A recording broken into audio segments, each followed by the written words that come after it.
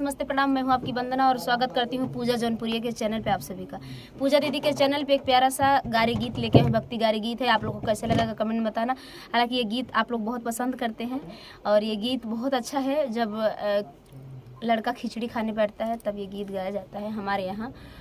और कि हंसी हंसी पूछाई माता यशोदा हो, हंसी हंसी पूछाई माता यशोदा, अरे कहा भैया कैसे ससुरारी, हाँ सीताराम से भजो आज, कहा भैया कैसे ससुरारी, हाँ सीताराम से भजो।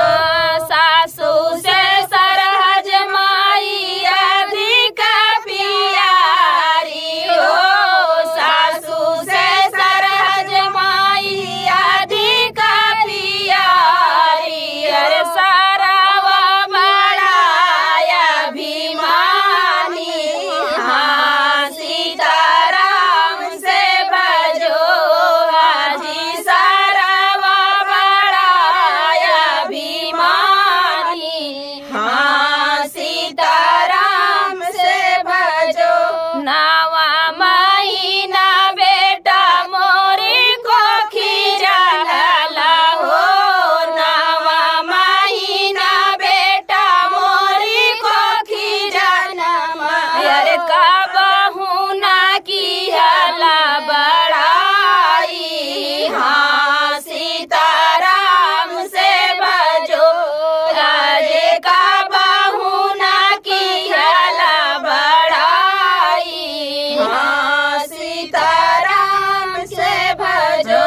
एक ही रात बेटा गया ससुरारी हो, एक ही रात बेटा गया ससुरारी, अरे सासू के ये तना बड़ाई, हाँ सीताराम से भजो, अरे सासू के ये तना बड़ाई, हाँ सीताराम से भजो। जुग जुग बढ़ाई बेटा तोरी ससुरारी हो, जुग जुग बढ़ाई बेटा तोरी ससुरारी, अरे जहाँ नीति भोजन नीति गारी, हाँ सीताराम से भजो, अरे जहाँ नीति भोजन नीति गारी, हाँ सीताराम से भजो।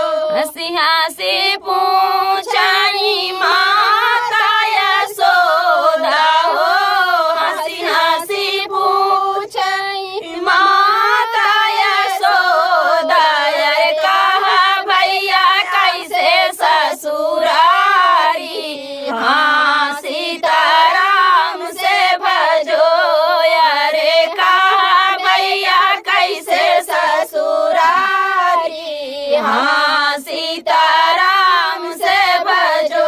तो गारी गीत आप लोग को कैसा लगा कमेंट में बताना। फिर मिलते किसी ने गारी का तकलीफ। बाय बाय दोस्तों।